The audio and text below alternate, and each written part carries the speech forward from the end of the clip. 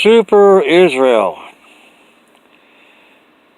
Bible prophecy predicts that in the end time, Israel will become a regional superpower.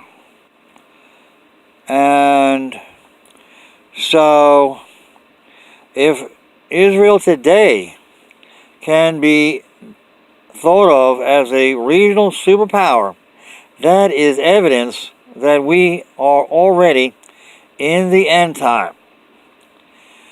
Zechariah 12 verse 8 says that in that day, which is a phrase which refers to the end time, in that day,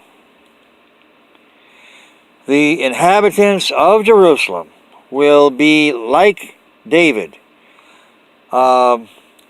who was the greatest warrior king of Israel. And verse 8 continues that the house of David will become like God and the angel of the Lord. Now, what does the house of David refer to?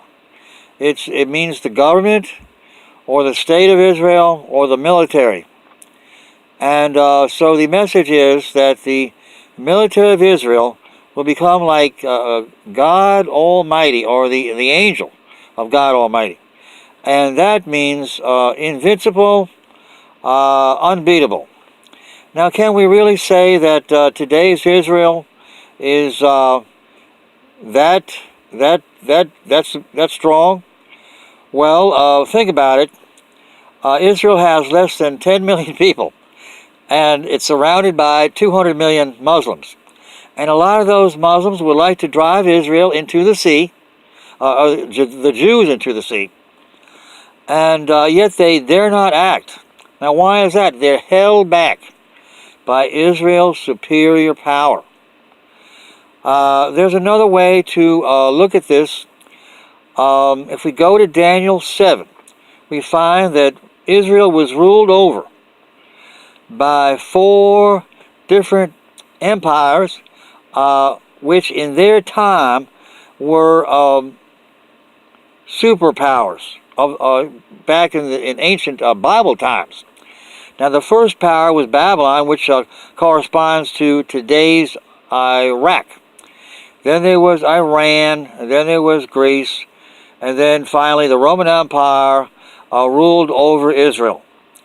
Now, today, Israel could whip Iraq and Greece and Italy. Now, what about Persia? Persia is 10 times the population of Israel. And but Israel has nuclear bombs, like 15, and they probably could defeat Iran. And I want to go on to say, I want to go on record as saying that Israel could possibly beat all 4 nations at the same time. They could take them and beat all 4.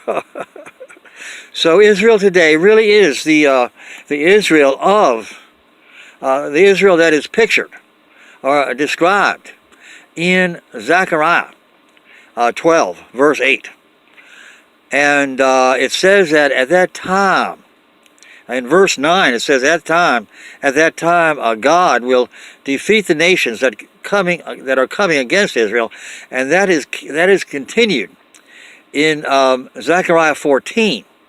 Where the second coming of Christ is actually described. It says that God will stand on the Mount of Olives. Now, why is that the second coming of Christ? Well, because when Christ ascended from the world, in Acts chapter 1, I think it was like verse 8, through 12, that it says that he left from the Mount of Olives, and the angels that were there told the disciples that he would return in like manner, which means he would return to the Mount of Olives. So Zechariah 14 it's incontrovertible. There's no question. It is about the second coming, and by the closeness of Zechariah 12, it also is about that same time frame, and in other words, the end time. Now, if you want to make any comments, email me at joegrace@gmail.com. That's JOEGRACE@gmail.com.